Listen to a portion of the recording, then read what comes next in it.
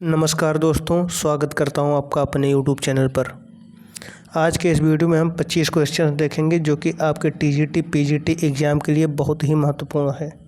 ठीक है, तो आप अंत तक बने रहें और इस वीडियो को देखें। पहला क्वेश्चन है आपका, अजंता का प्रसिद्ध गुफा चित्र मरणासन राजकुमारी किस गुफा में चित्रित है? विकल्प है आपके पास गुफा संख्या 17, गुफा संख्या 16, गुफा संख्या 9, गुफा संख्या 2।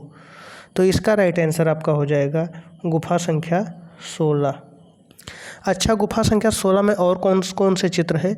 तो आपके बुद्ध उपदेश जो कि सबसे भव्य है, फिर है माया देवी का स्वप्न, असित की भविष्यवाणी, बुद्ध की पाठशाला, सुजाता का खीर प्रदान करना, हस्त जातक, महाउमग जातक। ठीक है, एक बार फिर से सुन लीजिए। बुद्ध उपदेश, माया देवी का स्वप्न, असित की भविष्यवाणी, बुद्ध की पाठशाला, सुजाता का खीर प्रदान करना, हस्त जातक, महाउमग जातक। ये किसमें है? गुफा संख्या 16 के चित्र हैं। नेक्स्ट क्वेश्चन है आपका, बंगाल के बांकुड़ा जिले में जन्मे मूर्तिकार जिन्हें आधुनिक भारतीय चित्र मूर्तिकला का जनक कहा जाता है। विकल्प है आपके पास देवी प्रसाद राय चौधरी या DP राय चौधरी, BP कर्माकर, S पंसारे, राम किंकर बैज।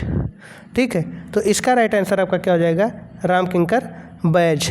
राम किंकर बैज मूर्तिकार हैं, जैसा कि इसमें कहा गया है कि मूर्तिकार जिन्हें आधुनिक भारतीय मूर्तिकला का जनक कहा जाता है। यानी आधुनिक भारतीय मूर्तिकला का जनक कौन है? राम किंकर बैज हैं। ठीक, इनका जन्म कब हुआ था? तो इनका जन्म 1906 में हुआ था। ठीक है, 1906 में हुआ था। मृत्यु इनकी 1980 में हुई थी। जन्म इनका 1906 में हुआ था। और इनकी जो कृतियां हैं वो है संथाल परिवार, सीमेंट कंक्रीट के माध्यम में बना है। और यक्ष यक्षिणी की प्रतिमा की ऊंचाई है 24 फीट। संथाल परिवार की ऊंचाई है 427 सेंटीमीटर। ठीक है, नेक्स्ट क्वेश्चन है आपका, किस भारतीय समकालीन कलाकार को अंधेरे का चित्रकार के नाम से जाना जाता है? विकल्प है आपके पास भूपेन खक्कर, गणेश पाइन, प्रदोष दास गुप्ता, लक्ष्मण पै। तो इसका राइट आंसर क्या हो जाएगा आपका? गणेश पाइन। ठीक है, गणेश पाइन का जन्म कोलकाता में हुआ था 1937 में। 1937 में इनका जन्म हुआ था। कहाँ हुआ था? कोलकाता में हुआ था। ठीक, और इनकी मृत्यु कब हुई थी? तो 2013 में। इनकी मृत्यु 2013 में हुई थी। इनका जो प्रसिद्ध कार्य है वो कैनवास पर टेम्परा में है और कागज़ पर जल रंग में है। ठीक है, एक बात मैं और आपको बता दूं कि 1 अक्टूबर से हम नया बैच लॉन्च कर रहे हैं जो कि बिल्कुल ही फ्री रहेगा। आपको उसमें डेली वीडियो टॉपिक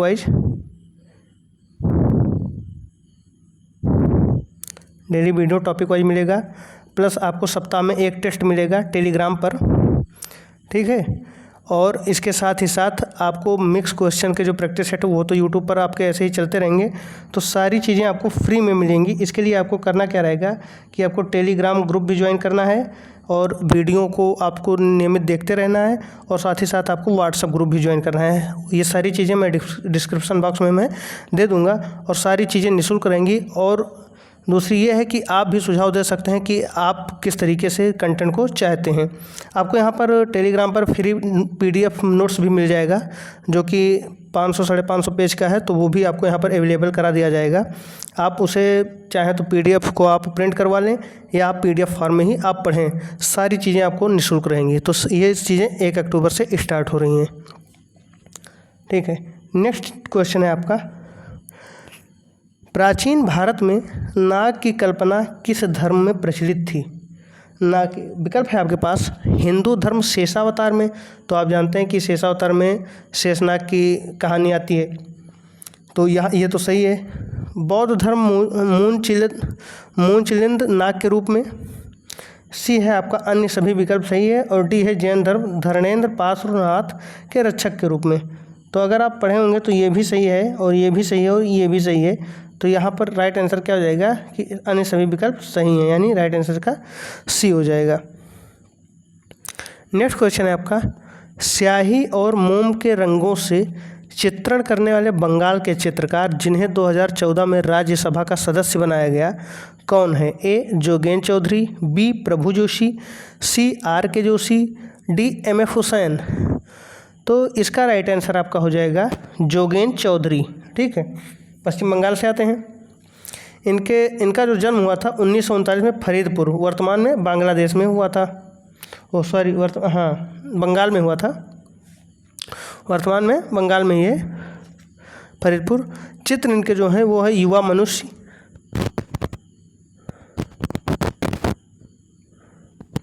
जोड़ी और नीली साड़ी, ये इनके प्रसिद्ध चित्र हैं।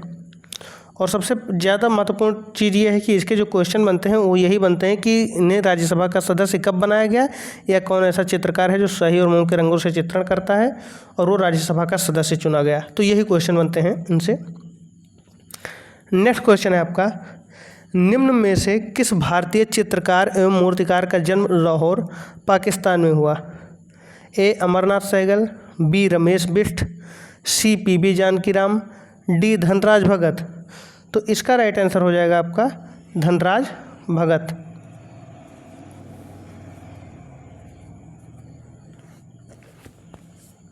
ठीक है, धनराज भगत के बारे में अगर देखें तो इनका जो जन्म हुआ था वो 1917 में हुआ था। 1917 में इनका जन्म हुआ था, 1988 में इनकी मृत्यु हुई थी। ठीक है, इनका महत्वपूर्ण चित्र क्या है? झोपड़ी। ठीक, झोपड़ी इनका चित्र है।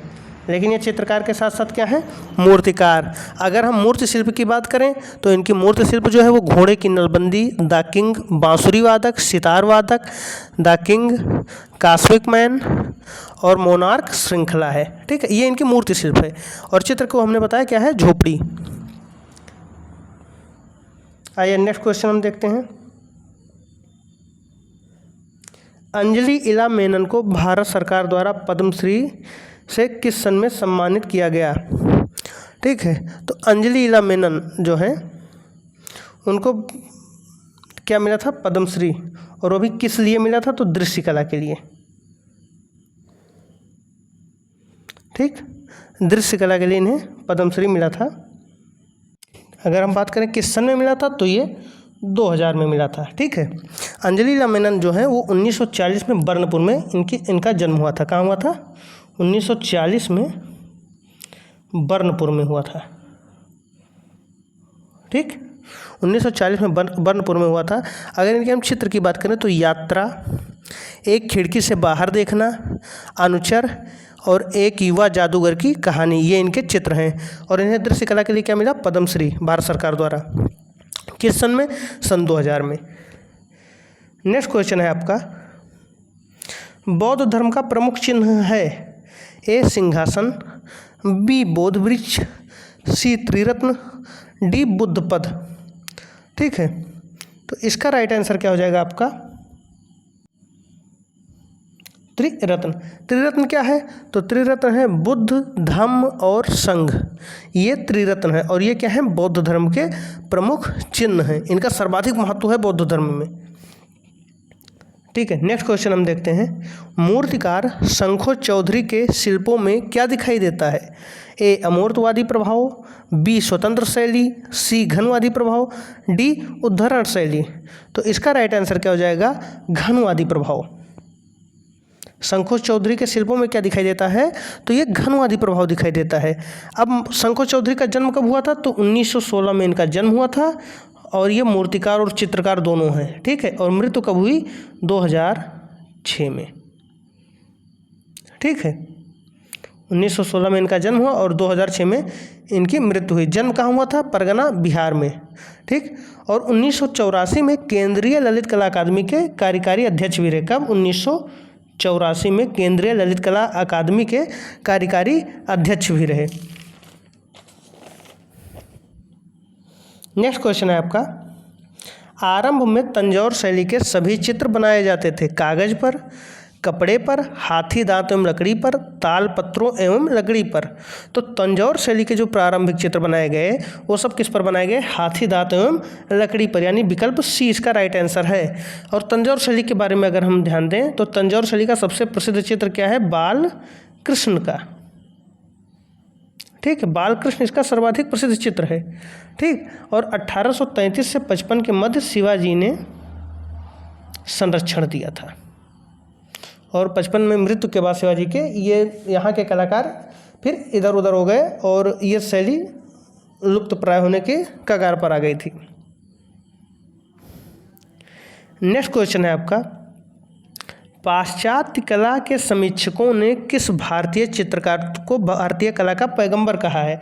तो क्वेश्चन आप ढंग से पढ़ें और उसमें जो क्वेश्चन में भी कुछ आंसर दिए होते हैं या कुछ क्वेश्चंस और आपके तैयार हो सकते हैं, तो ये बात ध्यान रखें, एक क्वेश्चन से हमें 3-4 क्वेश्चन तैयार करने हैं, क्योंकि आपका सब्जेक्ट ऐसा है जहाँ पर आपको सिर्फ और सिर्फ याद करना है। यहाँ समझने वाले 2-3 चैप्टर हैं, उसके अतिरिक्त और कोई भी नहीं है और कोई ऐसा चैप्टर नहीं है जो आप समझ सकते हैं। तो ज़्यादा से ज़्यादा कोशिश ये करें कि आप प्रैक्टिस सेट सॉल्व करें और उसके बाद, क्योंकि प्रैक्टिस सेट सॉल्व करने से ही आपको ये पता चलेगा कि हमारी तैयारी कितनी है।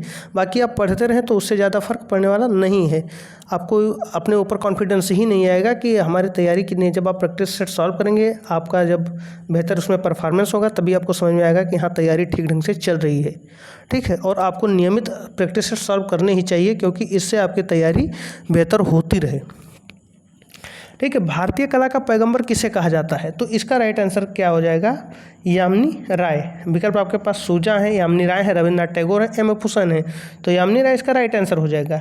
अगर हम यामिनी राय के बारे में देखें तो इनका जन्म 1887 में हुआ था और मृत्यु 1972 में हुई थी। ठीक, और सर्वाधिक महत्वपूर्ण चीज़ ये है कि जहाँ भी लोक कला की बात हो तो लोक कला के क्वेश्चन में 80% चांस यही रहेगा कि आपका यामिनी राय टिक करें तो वो सही जाएगा। ठीक है, और ये क्या है, लोक कला से इनका संबंध ज़्यादातर किससे जोड़ा जाता है? तो लोक कला से जोड़ा जाता है।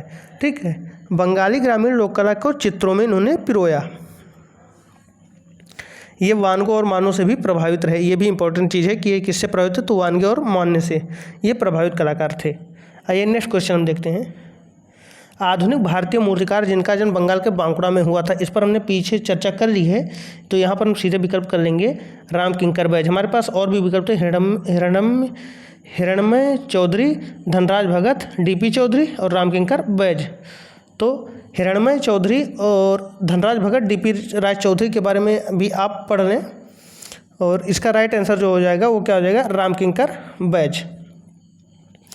नेक्स्ट क्वेश्चन है, निम्न में से किसे आधुनिक भारतीय मूर्तिकला का जनक माना जाता है? ए भगवंत मान सिंह, बी फणींद्र नाथ बोस, सी राम किंकर बैज, डी देवी प्रसाद राय चौधरी। ठीक है, तो जस्ट यही क्वेश्चन आपका देखिए, यहाँ पे आधुनिक भारतीय मूर्तिकार हैं और आधुनिक भारतीय मूर्तिकला का जनक माना जाता है। ठीक, तो ये थोड़ा सा डिफरेंस है। यहाँ पर जनक की बात कर ली है और यहाँ पर आधुनिक भारतीय मूर्तिकार वो तो कोई भी हो सकता है, लेकिन जनक कौन है? तो जनक भी आपके कौन है? राम किंकर बैज जी हैं, यानी विकल्प सी यहाँ भी सही है। राम किंकर बैज के बारे में हमने पीछे चर्चा कर ली है, तो यहाँ पर कोई चर्चा करने का कोई मतलब नहीं है, टाइम वेस्ट है। आइए नेक्स्ट हम देखते हैं 93 नंबर। बंगाल के मूर्तिकार मीरा मुखर्जी द्वारा निर्मित शिल्प woman carrying child at Kasauli. तो यहाँ पर सबसे पहली चीज़ तो आपका एक क्वेश्चन ये तैयार हो गया कि मीरा मुखर्जी ने क्या बनाया है? Woman carrying child at Kasauli. ठीक, अब एक का तो आंसर आपको क्वेश्चन में ही मिल गया। अब जो क्वेश्चन कह रहा है उसे आप देखिए कि किस माध्यम में बनाया गया है। तो ये किस माध्यम में बना है? तो आपका ये विकल्प जो दिया हुआ है वो है ए तांबा, बी है टेराकोटा, सी है पीतल, डी है लोहा। तो इसका जो राइट आंसर हो जाएगा वो क्या हो जाएगा? टेराकोटा। ठीक, मीरा मुखर्जी का जन्म कहाँ हुआ था? 1923 में। इनका जन्म कोलकाता में हुआ था और मृत्यु 1998 में। ठीक, जन्म 1923 में, मृत्यु 1998 में। इनकी जो मूर्ति शिल्प है वो क्या है? द गुरु, ही हु सा, वामन अवतार। ठीक, वामन अवतार लास्ट वैक्स प्रोसेस से निर्मित है। नेक्स्ट क्वेश्चन है, भारतीय मूर्ति शिल्पों में धर्मचक्र का अंकन प्रतीक है। तो इसका जो विकल्प दिया हुआ है, बुद्ध के जन्म, बी है बुद्ध के परिनिर्वाण, सी है बुद्ध की ज्ञान प्राप्ति, डी है बुद्ध के प्रथम उपदेश। ठीक, तो इसका राइट आंसर क्या हो जाएगा? बुद्ध के प्रथम उपदेश। धर्मचक्र का अंकन क्या है? बुद्ध के प्रथम उपदेश से। बुद्ध का जन्म कहाँ हुआ था? तो ये लुम्बिनी में हुआ था। ठीक, बुद्ध को ज्ञान की प्राप्ति कहाँ हुई थी? बुद्ध को ज्ञान की प्राप्ति बोधगया में हुआ, वहाँ पर उन्हें बोध हुआ यानी ज्ञान की प्राप्ति हुई। और बुद्ध के प्रथम उपदेश तो ये सारनाथ। ठीक। आइए नेक्स्ट क्वेश्चन हम देखते हैं। राजा रवि वर्मा ने किस प्रदेश में लिथो प्रेस की स्थापना की? तो उन्होंने महाराष्ट्र में लिथो प्रेस की स्थापना की थी, महाराष्ट्र के घाटकोपर में, ठीक है। राजा रवि वर्मा का जन्म 1848, मृत्यु 1906। तैल रंग चित्रण विधा में पारंगत थे, तैल रंग चित्रण विधा में पारंगत थे। और पौराणिक कहानियों पर इन्होंने चित्र बनाया, भारतीय पौराणिक कहानियों पर सर्वाधिक चित्र इन्होंने ही बनाया। नेक्स्ट क्वेश्चन है, दीदारगंज से प्राप्त चामर धारणी यक्षी की प्रतिमा संरक्षित है? ए इंडियन म्यूजियम भोपाल, बी भारतीय संग्रहालय कोलकाता, सी राष्ट्रीय संग्रहालय दिल्ली, डी पटना संग्रहालय पटना। तो इसका राइट आंसर क्या हो जाएगा? पटना संग्रहालय पटना में है, ठीक है। अगर हम क्वेश्चन के जो विकल्प हैं उनसे भी हम 4 क्वेश्चन यहाँ पर तैयार कर सकते हैं। कौन कौन से? कि इंडियन म्यूजियम, ये भी कभी कभी पूछा जाता है कि इंडियन म्यूजियम कहाँ है, तो ये आपका भोपाल में है। भारतीय संग्रहालय कोलकाता में है आपका, और राष्ट्रीय संग्रहालय ये आपका नई दिल्ली में है। पटना संग्रहालय आपका पटना में है। तो इससे भी हमें कुछ क्वेश्चंस तैयार हो जाते हैं। हम क्वेश्चंस को अगर देखेंगे तो उनसे भी हमें कुछ क्वेश्चंस हमें तैयार करने हैं, और इस तरीके से ही हम एक क्वेश्चन से 3 क्वेश्चन, 4 क्वेश्चन, 2 क्वेश्चन हम एक्स्ट्रा तैयार कर सकते हैं। नेक्स्ट क्वेश्चन है, बौद्ध धर्म में महायान पंथ का उदय होकर बुद्ध मूर्ति का निर्माण हुआ? ए मौर्य काल में, बी कुषाण काल में, सी शुंग काल में, डी गुप्त काल में। तो जो इसका राइट आंसर हो जाएगा वो आपका क्या हो जाएगा? कुषाण काल। कुषाण काल में ही आपका क्या हुआ था? महायान पंथ का बुद्ध मूर्ति का निर्माण हुआ था।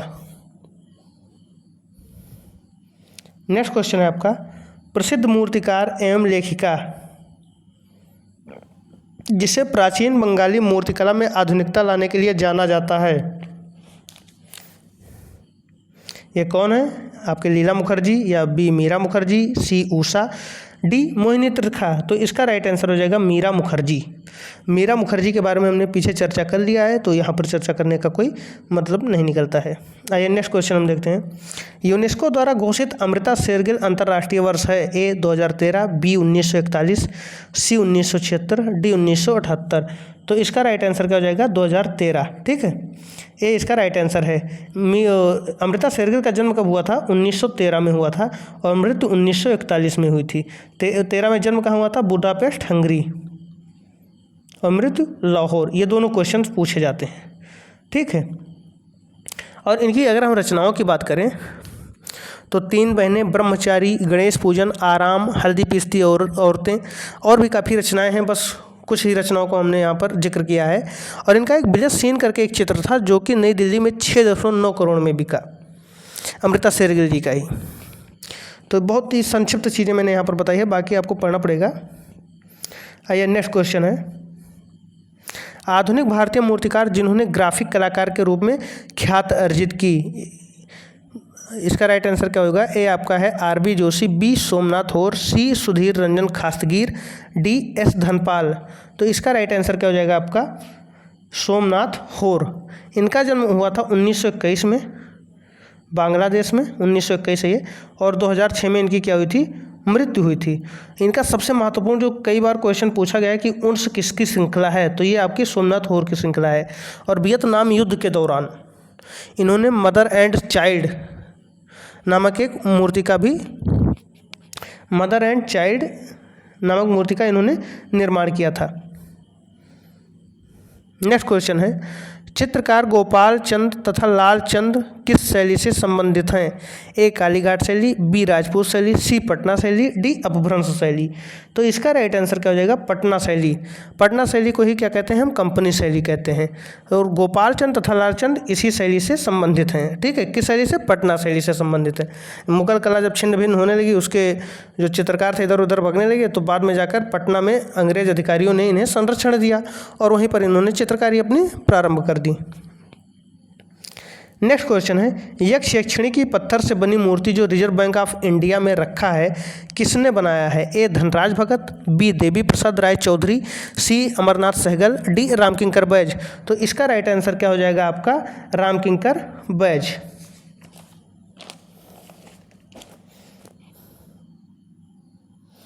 डी इसका राइट आंसर हो जाएगा और हमने रामकिंकर बैज के बारे में पीछे चर्चा कर ली है। नेक्स्ट क्वेश्चन है आपका, सर्वप्रथम लकड़ी के ब्लॉक बनाकर मुद्रण कार्य प्रारंभ हुआ? ए चीन में, बी जापान में, सी कोरिया में, डी रोम में। तो इसका जो राइट आंसर हो जाएगा वो आपका क्या हो जाएगा? चीन में। नेक्स्ट है, वह कलाएं जिनके द्वारा रूप का सृजन होता है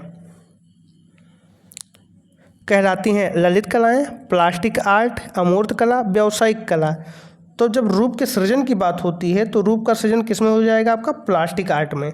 और प्लास्टिक आर्ट में क्या कहते हैं? हम ऐसे पदार्थों का प्रयोग करते हैं जिनके आकार में परिवर्तन किया जा सके, या ठीक है, जैसे आपके क्या होगा, पत्थर, लकड़ी, कंक्रीट, तो इनके आकार को मतलब कोई भी आकार हम दे सकते हैं इन्हें, तो इसे प्लास्टिक आर्ट कहते हैं। और हमें यहाँ भी आपको क्या कहा है इसने कि रूप का सृजन किया जाता है। ठीक है, आपके पास पदार्थ हैं, आपको कोई मूर्ति बनानी है तो या कोई वस्तु की आकृति बनानी है तो आप क्या करेंगे? उस जो आपके पास उपलब्ध पदार्थ है उसकी आकृति में परिवर्तन करेंगे और वही आपका क्या कहलाएगा? रूप का सृजन। और वो किससे होता है? मतलब किस आर्ट के तहत आता है? प्लास्टिक आर्ट के तहत आता है।